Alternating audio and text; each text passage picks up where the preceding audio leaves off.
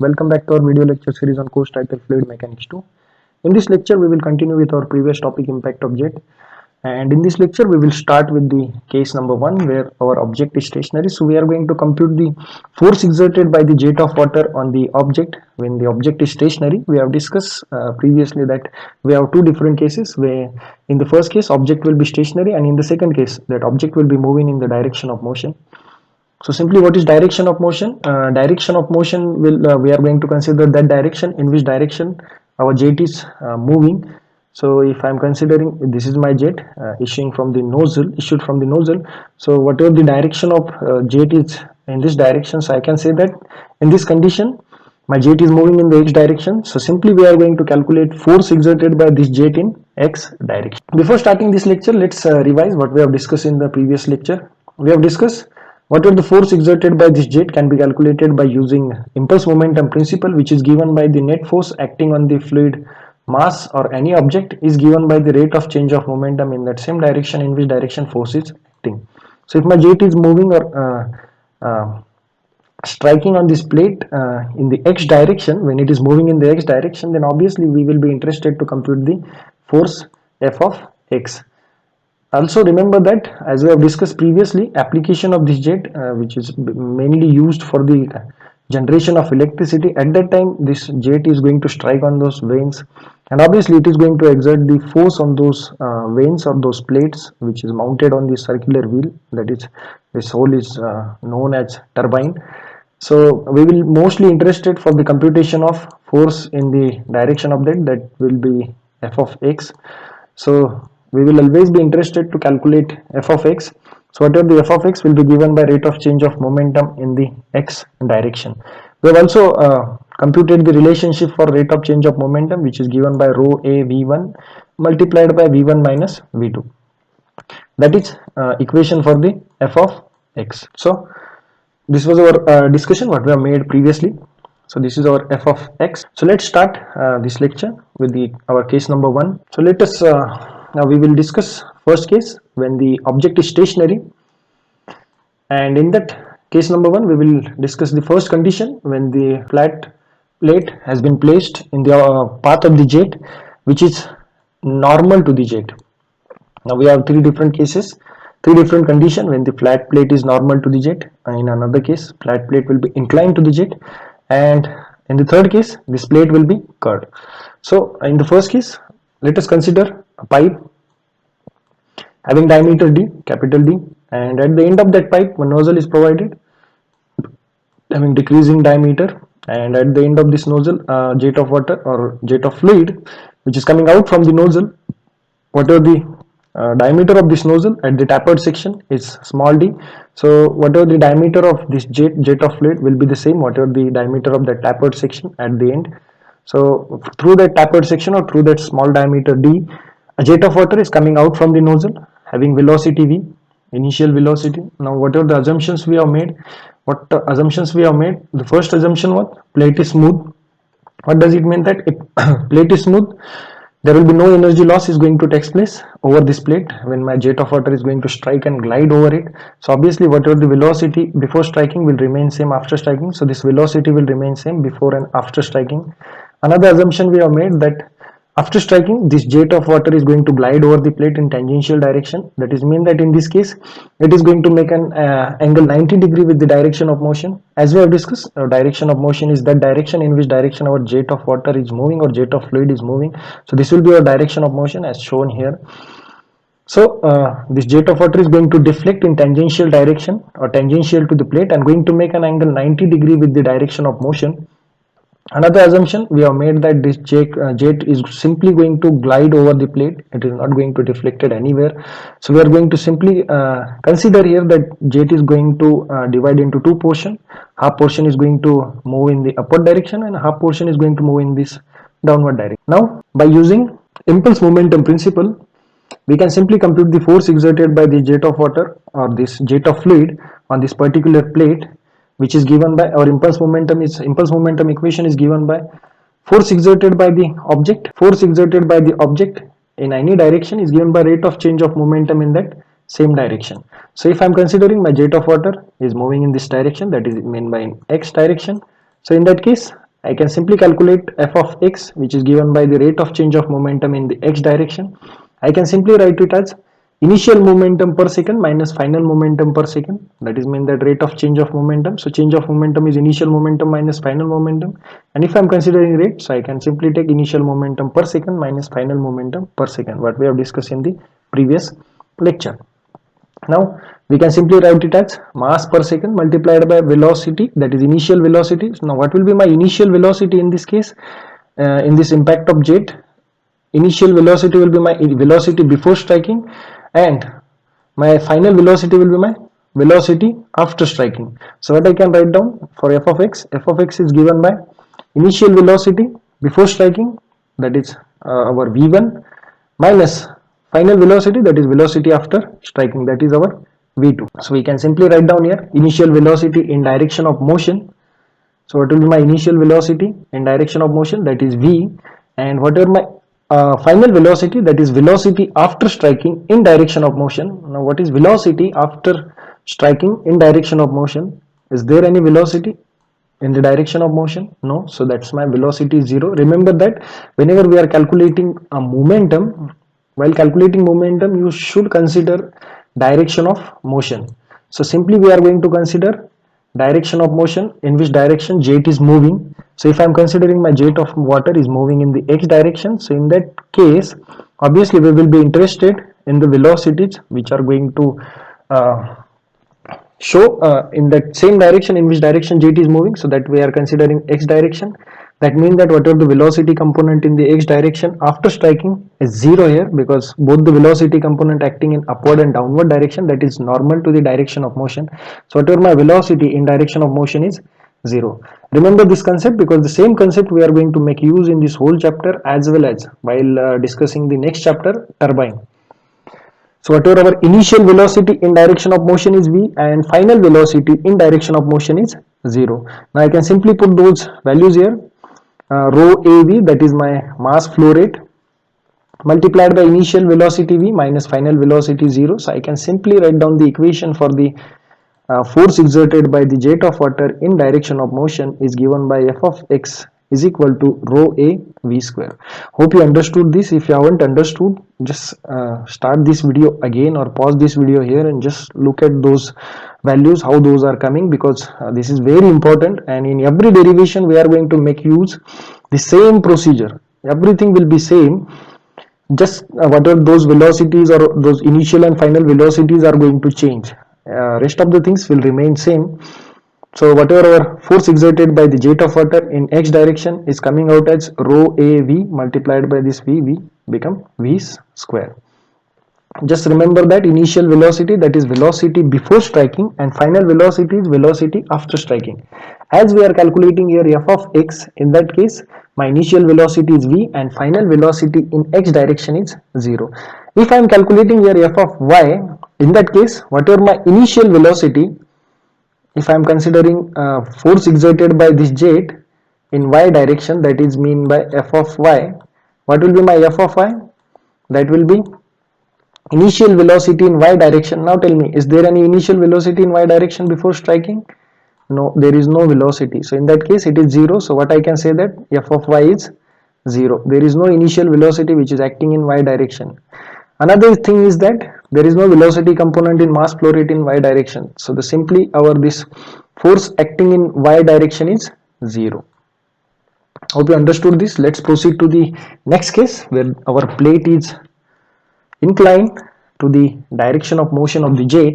So let us consider second case where flat plate is placed in the path of jet and which is inclined and making an angle theta with the direction of motion or with the flow direction or with the axis of the jet. So if I am considering that case, this is the plate which is making an angle theta with this particular direction or with the axis of this jet.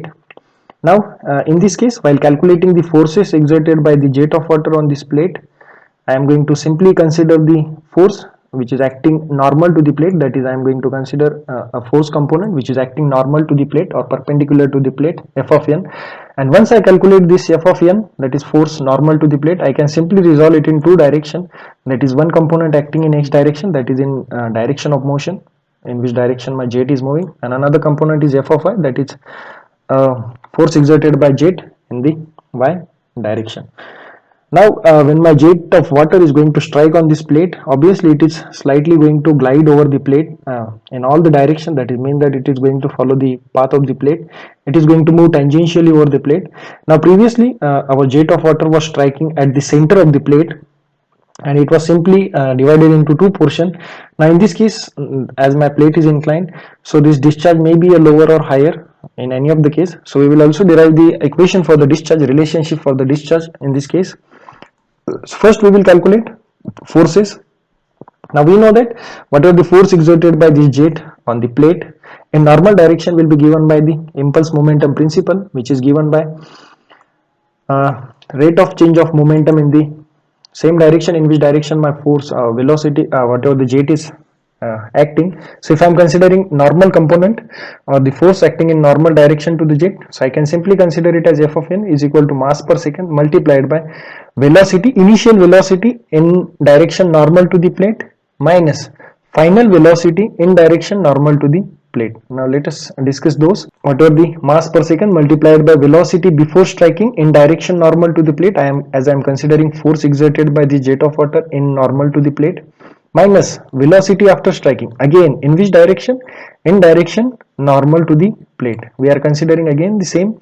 So we are going to resolve this velocity. So this is my initial velocity. Now if I am going to resolve it, I will get two component, one component going to act along the plate and another component going to act as a normal to the plate, and this is what our theta.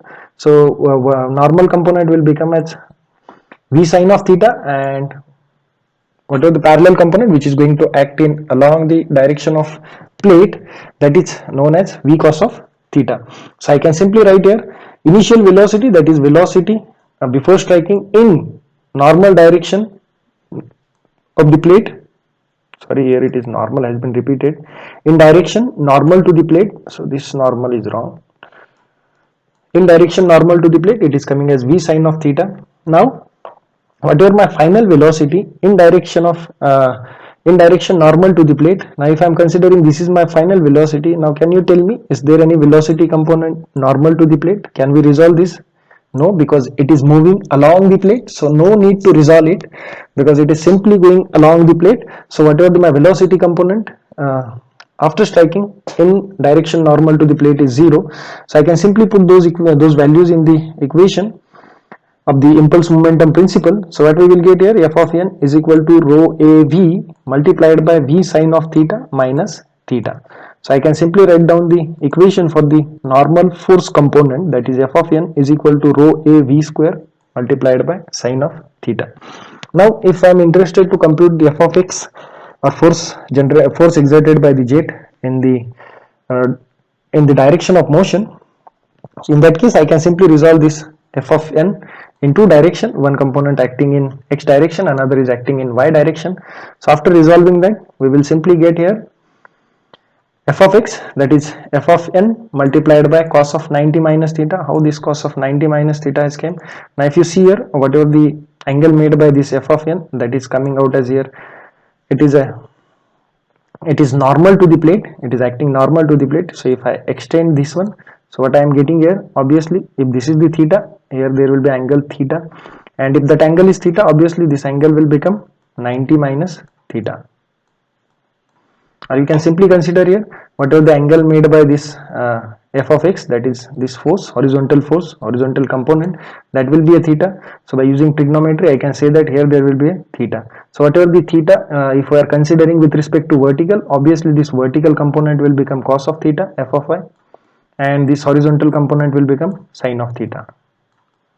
Why? Because cos 90 minus theta is sine theta and sine 90 minus theta is cos theta. So I can simply write here f of x is equal to fn multiplied by cos 90 minus theta. Cos 90 minus theta is sine theta. So I can simply write down here rho a v square sine theta, that is the equation for the f of n multiplied by cos 90 minus theta is sine theta. So what is the equation for the f of x?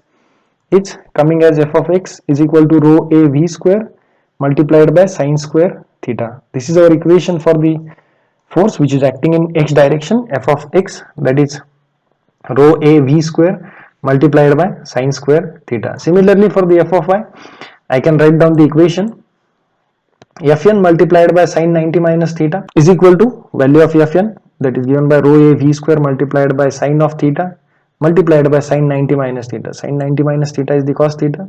So whatever the equation for the f of y, that is equal to rho a v square sine theta cos theta. Now, as in the previous case and in this case as well, our plate is not moving, so there will be no work done, because for the work done there should be a displacement. If there is displacement, we can say that there is work done, as our previous case and this case, in both the cases our plate was fixed. So whatever the force exerted by this particular jet of water will be limited to this plate only, because there is no displacement of this plate, there will be no work done. Hope you understood those, both the derivation. Go through this lecture again. Again, another thing is remaining, that is discharge. So we need to compute the discharge here. So whatever the discharge, as we have discussed in the very starting of this case, as whatever the plate is inclined and whatever the jet of water coming and striking on this plate, that this may not possible that this discharge will be that whatever the volume or whatever the fluid or whatever the quantity of water will get divided into exactly two portions. One portion is moving in this direction and another is moving in this direction. So we need to compute that Q1 and Q2, so that we will compute here. Now when this fluid is going to strike on the plate, it getting divided into two portions. So we can simply say that this will be Q1 and this will be Q2. As we are neglecting the frictional forces here, as we are considering there is no energy loss, plate is smooth, in that case whatever the resultant force or whatever the force acting in the tangential direction of this plate will be zero, because we are not considering any kind of frictional forces. So whatever the net force going to act in this direction, resultant net force going to act in this tangential direction of the plate, that will be zero. So we can simply equate the forces which are acting in tangential direction to the plate equal to zero. So we can simply compute Q1 and Q2.